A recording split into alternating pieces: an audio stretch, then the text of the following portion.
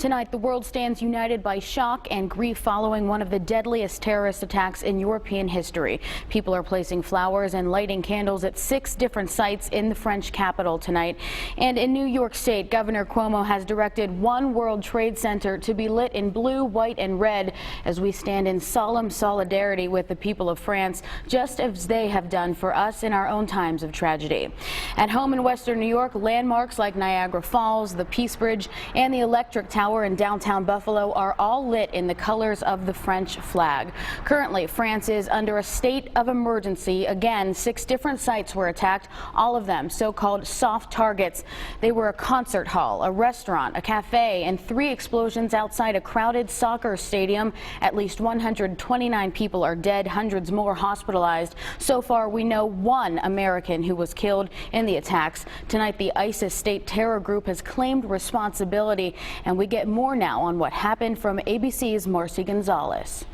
In the candlelit glow of Paris tonight, shock and mourning, the horrifying first-hand accounts of last night's carnage and chaos now coming to light.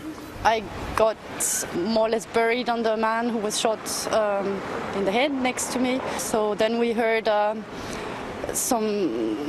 terrorists were shouting, "You stay down, you don't move, we'll shoot you," but they shot anyways. Police are still blocking off the 6 scenes where terrorists injured more than 350 people and killed at least 129, including Cal State Long Beach student Noemi Gonzalez. She brought joy, happiness, laughter to everybody she worked with.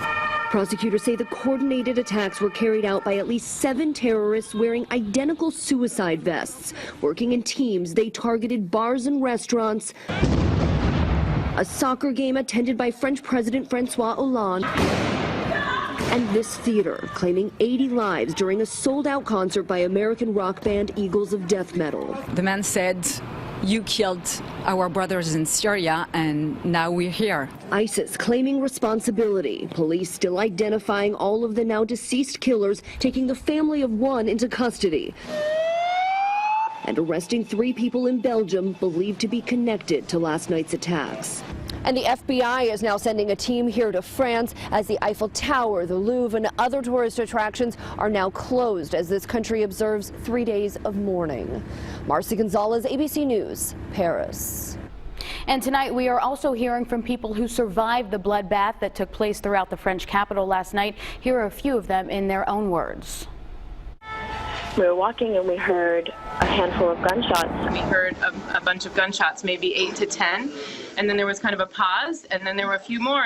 And there are police crouched behind doorways and trees. I don't think anybody around really understood what was going on. And you could hear the gunshots again and again. And we waited for the terrorists to reload again their weapons. But we just turned around and ran for our life. There was lines of ambulances and ambulances running by. That somebody saw a body lying in the street. I saw a couple of people wounded. I saw this one girl with a wound in her thigh. So everybody at that point lying on the floor to escape the bullets. And we just stood there in silence. I pray for the victims and for the families. Most of them died meters away from me, some of them on me. So I pray for them. 3 suicide bombs targeted areas surrounding a packed soccer game between Germany and France. At that game, the French president was in attendance. Following the match, crowds of people sang the French national anthem in defiance of the attacks that rocked Paris last night.